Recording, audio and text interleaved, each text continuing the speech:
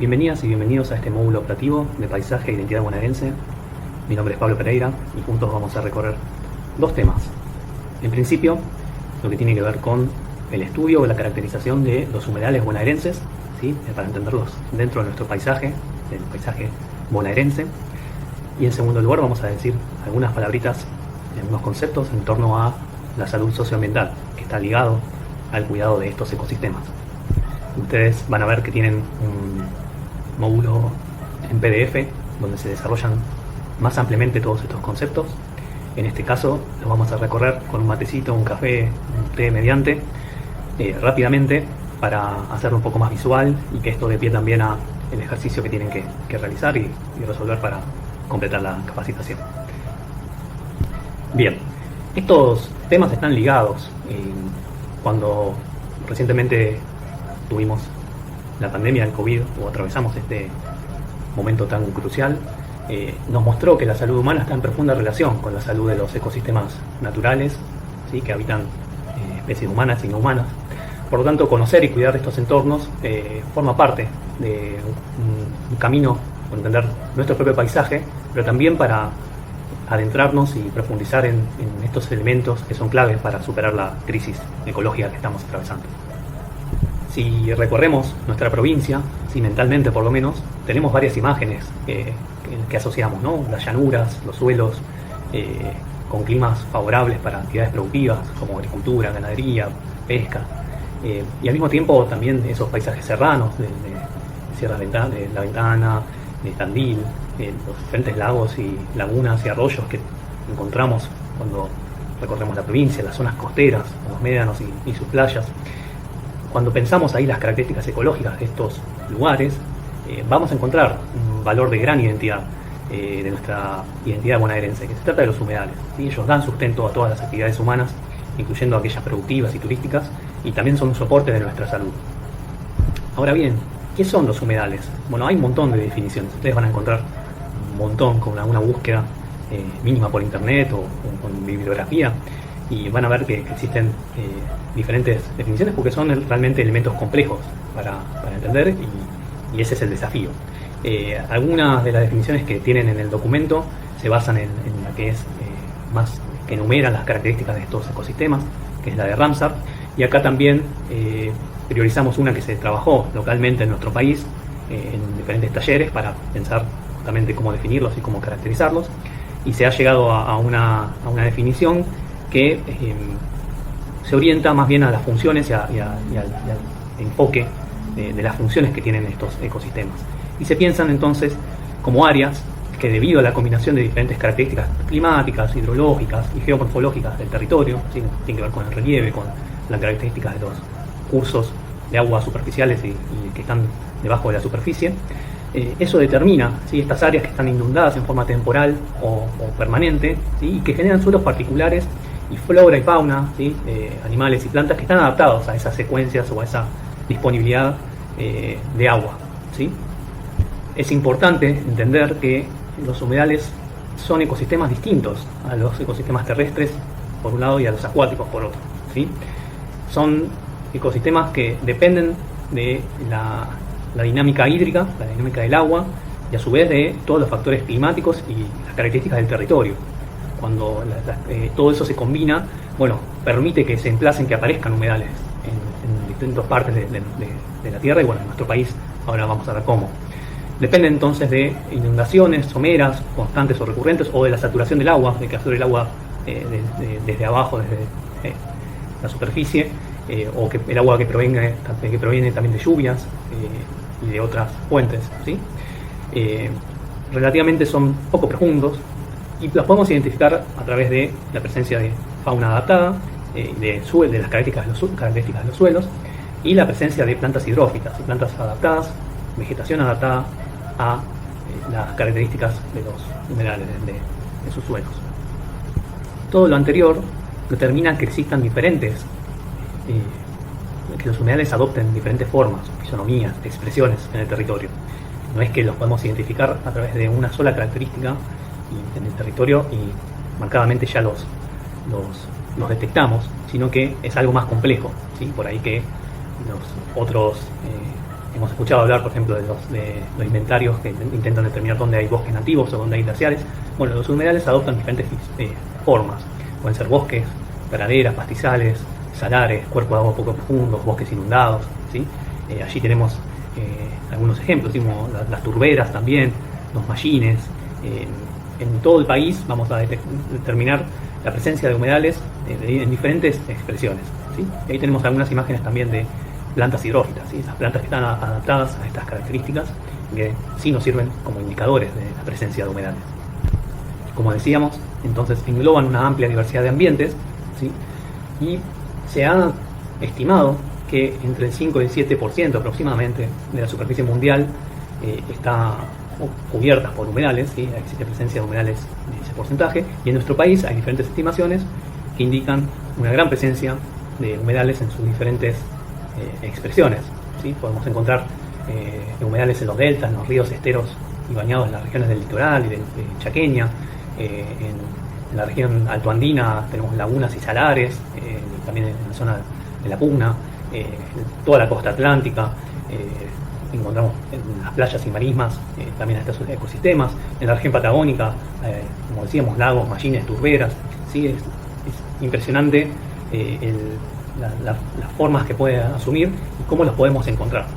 Existen también algunas grandes clasificaciones, o a grandes rasgos podemos determinar cómo aparecen en términos de paisaje estos humedales, como lo vamos a ver enseguida. Pero aquí es importante que veamos uno de los grandes enfoques para entender a estos ecosistemas, que tiene que ver con el enfoque de paisaje. Porque los humedales son parte del territorio, son parte de un paisaje, y por su dinamismo, por su elasticidad, ¿sí? Porque a veces se expanden, porque ocupan más o menos espacio físico en términos de su temporalidad o la presencia temporal de agua, ¿sí? Eso implica que nos alejemos del concepto de límites, de definición basada estrictamente delimitada, para pensar más bien en un enfoque que lo conecte con el resto del territorio, y que pensemos entonces a los humedales en el marco, ¿sí? de un paisaje social y ecológico más amplio. Esto es clave para entender después algunas de las características de su protección, ¿sí? No alcanza con proteger un humedal delimitando meramente un territorio, sino que también tenemos que pensar qué usos se dan ahí para permitir su conservación, ¿sí? Y la producción que también se realiza en ellos. Ahora vamos a ver con el tema de servicios ecosistémicos a qué aludimos con estas características. Pero en definitiva es importante pensar toda la matriz territorial y cómo los humedales se expresan en ese territorio. Por ende, un primer emplazamiento, ¿sí? O mejor dicho, una de las configuraciones que adquieren para poder a grandes rasgos describir a estos ecosistemas es cuando se dan como grandes complejos, ¿sí? Como paisajes de mosaicos de humedales, una matriz de humedales, donde hay una gran continuidad de paisajes que se extienden. Es decir, por ejemplo, en lo que es el valle aluvial del Paraná y su delta, en la zona de Entre Ríos, de Santa Fe, mismo en Buenos Aires, en las partes también de los esteros de Liberado, los esteros de Corrientes. Lo que tenemos aquí son pulsos de inundación, o anegamiento y seca, ¿sí? Que se alternan y que determinan un ritmo del paisaje, un ritmo donde esa dinámica marca también el uso, la posibilidad de aprovechar de estos ecosistemas. Tenemos que en estos lugares la pesca, la recolección de frutas y juncos, la ganadería de islas, ¿sí? Se da la vida de alguna manera dentro de los humedales propiamente dichos. A diferencia quizás de los humedales que acá los caracterizamos como aislados, ¿sí? O que son parches, ¿sí? En un territorio, en una matriz terrestre, y por eso se denomina como paisaje con humedales. Existen diferentes ejemplos, como pueden ser los paisajes terrestres, áridos y semiáridos de gran parte de nuestro país, mismo en zonas agrícolas de Buenos Aires, ¿sí? Donde los humedales son como oasis en el medio del territorio, e indican también las actividades productivas que se desarrollan allí. Ahí los humedales son utilizados para la provisión de agua o para el pastoreo, ¿sí? de animales, y las poblaciones humanas no viven dentro de ellos, sino que se aprovechan o hacen uso, ¿sí? de estos ecosistemas con diferentes mecanismos. Ya nos vamos acercando un poco a la complejidad entonces de todo este tema, ¿no? Los humedales hay que conservarlos, son parte de nuestro territorio, y al mismo tiempo ya vemos que están allí desde muchísimo tiempo, nos preceden de alguna manera. Entonces nos hemos asentado sobre ellos, hemos construido nuestras civilizaciones, ¿sí? sobre los humedales asociados a los arroyos, a los lagos, a los ríos. Entonces ahí hay un componente importante para pensar nuestra relación como seres humanos, como sociedades, con estos ecosistemas. Y esto incluye también a nuestras costas, ¿no? y las marismas, los diferentes formas que adquieren estos ecosistemas. Acá tenemos algunos ejemplos también de nuestra provincia, en San Blas, en Campos del Tuyú, en San Borondón. Cumplen ahí un rol también en las zonas costeras de amortiguación. Ahora vamos a ver con los servicios ecosistémicos. Son parte, ¿sí? Vamos acercándonos a esta idea de que son parte de nuestro paisaje y de nuestra identidad bonaerense. Y aquí una suerte de comparación, ¿no? de esta idea del paisaje con humedales y del paisaje de humedales. Por un lado, una matriz terrestre que tiene parches, ¿sí? Las vegas también de la zona cordillerana, en las lagunas pampeanas, también en zonas agrícolas, las cubetas, las cañadas, que bueno, son identificables de esa manera, ¿sí? Y luego los paisajes de humedales, las matrices, mosaicos de humedales que marcan allí una diferencia en su configuración. Bien, decíamos, los servicios ecosistémicos. Esta es una manera de conceptualizar muy antropocéntrica por ahí, centrada en los seres humanos, en las sociedades humanas. Esta idea de que los ecosistemas nos proveen de servicios, nos contribuyen con beneficios, es una manera también de unificar esta idea de que aportan elementos y que merecen conservarlos, ¿sí? Si no los podemos conservar por sí mismos, por un valor intrínseco que ellos tienen, insisto, por ahí es importante también recuperar esa idea, y eso se asocia también con la idea de identidad, de que es algo de nuestro paisaje. Pero bueno, si sirve también pensarlo como servicios ecosistémicos, estos se describen o se categorizan en diferentes niveles o formas. Podemos pensar los servicios culturales, los servicios de regulación y de abastecimiento, ¿sí? En términos productivos, en términos ambientales, de cómo nos permiten también enfrentar efectos, por ejemplo, hoy más acentuados del calentamiento global y la crisis climática, y también pensar cómo nos sirven en términos de esto que hablábamos antes, de que son sede de tradiciones culturales, de asentamientos, de vida de nuestra sociedad actual y de otras sociedades que nos precedieron, con las que coexistimos también, con diferentes culturas, con diferentes pueblos que han conectado con estos territorios, con estos ecosistemas, mejor dicho, de diferentes formas, ¿no? Es importante pensar que tenemos modelos de relacionarnos con la naturaleza que tienen una fuerte correlación también con las formas históricas que fuimos desarrollando para generar nuestras actividades productivas y nuestras realidades económicas actuales. En fin, la idea de servicios ecosistémicos tiene esa finalidad, poder describir o analizar cómo los humedales aportan a nuestra sociedad diferentes beneficios, que se derivan de sus funciones, de las funciones de su funcionalidad. Algunos de ellos son el control de inundaciones, la reposición de las aguas subterráneas, depuran las aguas, las plantas hidrófitas también que mencionábamos antes, depuran contaminantes, son reservorios de biodiversidad, y eso es un hecho, digamos, tenemos animales y plantas adaptados a ellos y funcionan como refugio, como hábitat de ellos. Atemperan las condiciones climáticas. Esto es importante también porque los crecientes impactos del cambio climático sobre nuestras sociedades, es importante ver cómo los humedales amortiguan esos efectos. ¿sí? Desde sus diferentes expresiones en el territorio. En fin, existen muchos servicios ecosistémicos, ¿sí? Ustedes pueden encontrar el listado con una simple búsqueda en internet. Y es importante también pensar que, como decíamos antes, son ámbitos de producción, ¿sí? Los humedales sostienen la producción tradicional de nuestro país, ¿sí? Sea la agrícola, la ganadera, mismo la pesca. Entonces, ahí ya tenemos un elemento para pensar que la conservación de estos ecosistemas es indispensable para sostener esas actividades, ¿sí? No hay una contraposición entre la producción y la conservación, sino que si no conservamos y mantenemos a estos ecosistemas, incluso ahora vamos a ver el tema de las amenazas, no recomponemos los daños que les producimos día a día, entonces las actividades productivas también se van a ver afectadas. Por eso sostenemos que estas actividades tienen que contemplar las características ambientales del territorio donde se desarrollan, ¿sí? Y esto es importante ver cómo se manifiesta en la funcionalidad de estos ecosistemas, ¿sí? Acá a la izquierda tenemos un poco la clasificación o la caracterización de humedales. Los humedales no son ecosistemas terrestres ni ecosistemas acuáticos, ¿sí?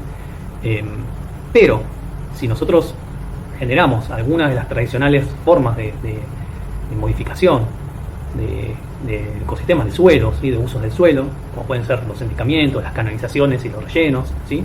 Eso lo que produce es lo que se denomina como secar al humedal y terminamos convirtiendo en ecosistema terrestre, ¿sí? Degradamos el humedal y lo rellenamos para diferentes usos, ¿sí? Sea para construcciones de zonas industriales, de barrios, de predios deportivos, etc.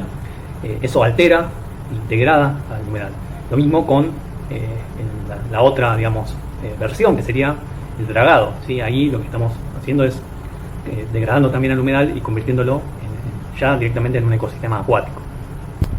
Y aquí hay algunos ejemplos, digamos, cuando en las actividades productivas o en los usos productivos mayoritariamente del territorio, ¿no? Pero digo, esto incluye desde el uso turístico, el uso que pase a ser industrial, el uso de vivienda, la creación de un barrio, o la quema, por ejemplo, como hemos tenido recientemente, incluso hoy en día, ejemplos de mal manejo de las quemas de pastizales, por ejemplo, en las islas del Delta, etcétera. Bueno, todo ello lleva a la degradación y a la desaparición de estos ecosistemas. Así que en términos mundiales se está acelerando esa degradación en mucho mayor medida que respecto a otros ecosistemas terrestres y acuáticos. Por ende, es importante conocer y cambiar esta mentalidad de concebir en lugares distintos a la producción y a la conservación, y lograr que cualquier actividad productiva, cualquier uso que se da en el territorio, contemple y preste atención a las características ambientales del territorio. Usualmente eso tiene que ver con que los humedales, históricamente, por eso hablábamos de este cambio de concepción o de mentalidad, que los asociaban a terrenos improductivos, lugares de enfermedades, de plagas, de diferentes alimañas, y por ende tenían que ser saneados, desecados, ¿sí? Para tornarlos productivos. Bueno, justamente hay que cambiar esa mentalidad. Lentamente se ha producido al calor de diferentes conflictos y diferentes movilizaciones de la sociedad civil.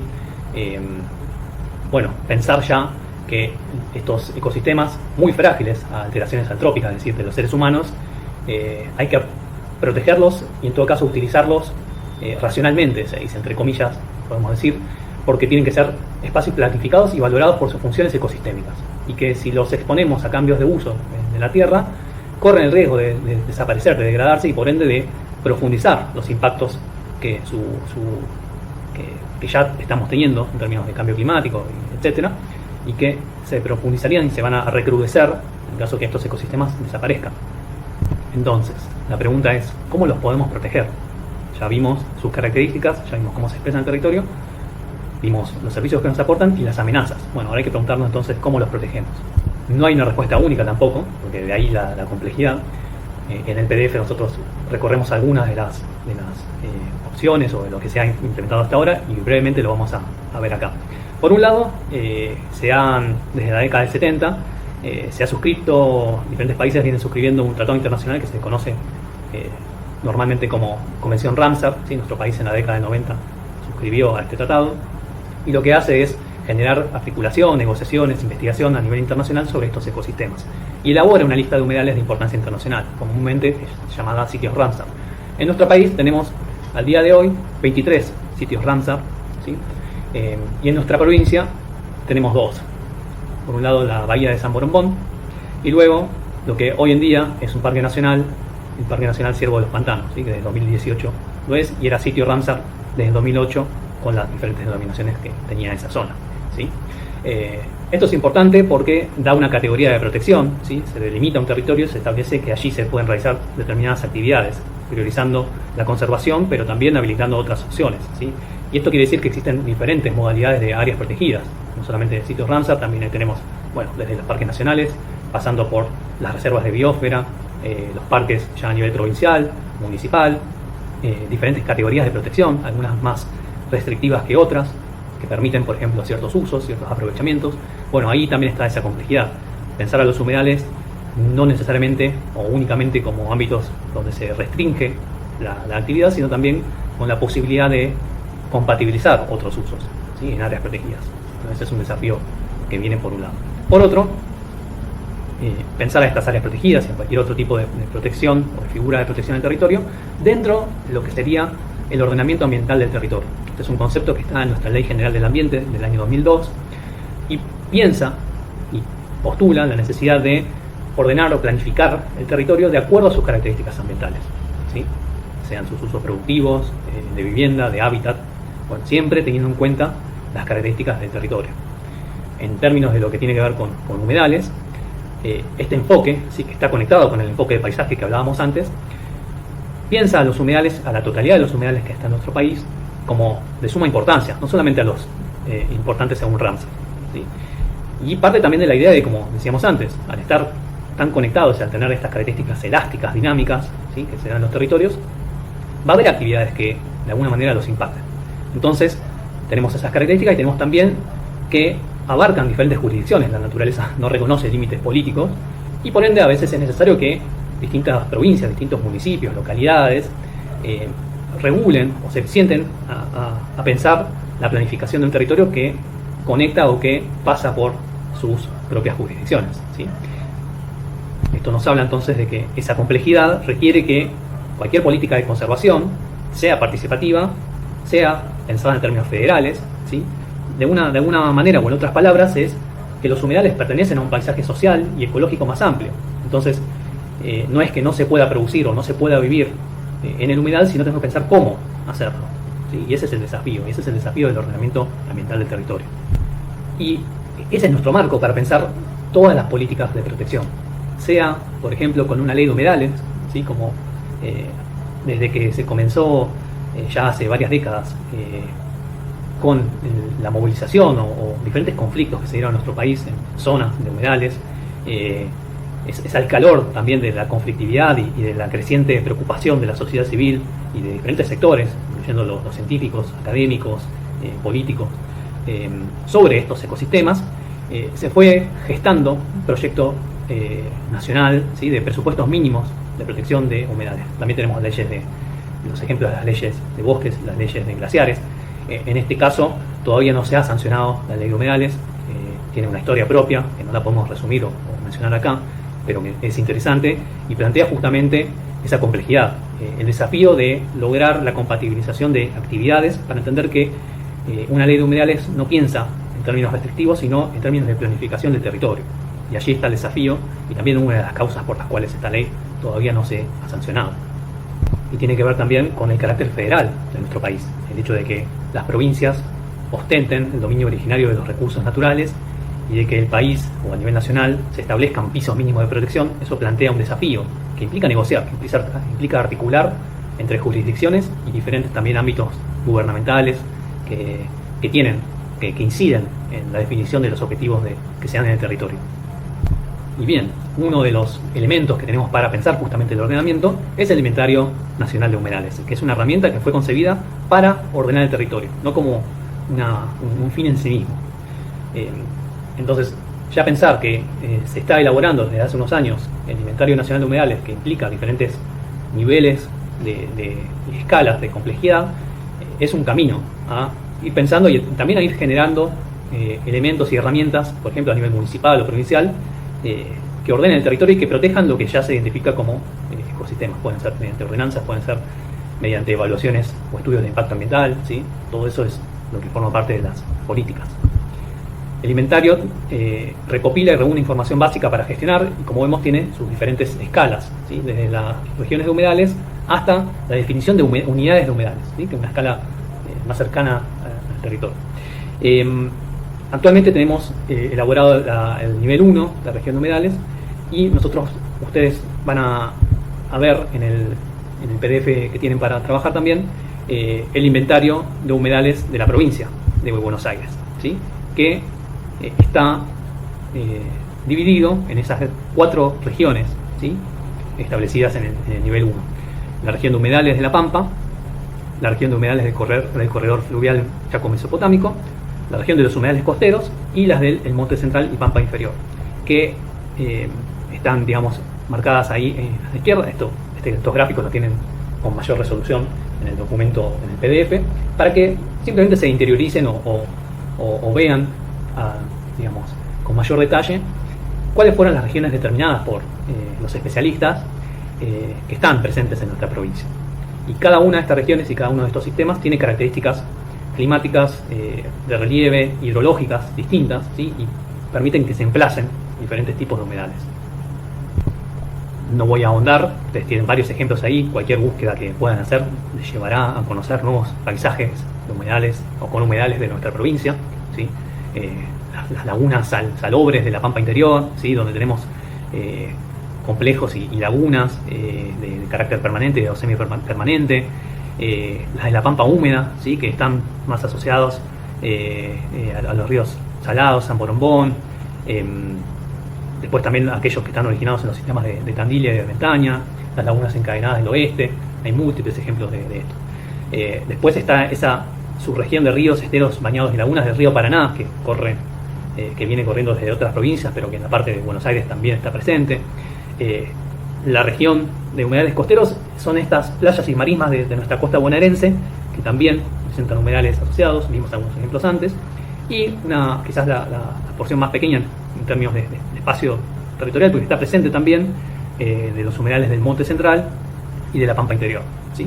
Y después, con mayor detalle en los sistemas, van a ver que ingresando a ese documento, que también ustedes tienen en la bibliografía, pueden ver y pueden ahondar en qué tipos qué subsistemas, sistemas y subsistemas de humedales existen en nuestra provincia y ver las distintas características. En fin, luego de este rápido repaso sobre estos ecosistemas, interesa conectarlo con la salud. Y por ahí, en principio, suena extraña esta continua articulación. Pero si lo enfocamos, como lo vienen haciendo los organismos internacionales y los países también de manera creciente, a la salud como algo que trasciende a esa cuestión individual u orgánica o asociada solamente a la enfermedad individual, y pensar que nuestras problemáticas de salud tienen una fuerte conexión con las características de nuestros entornos.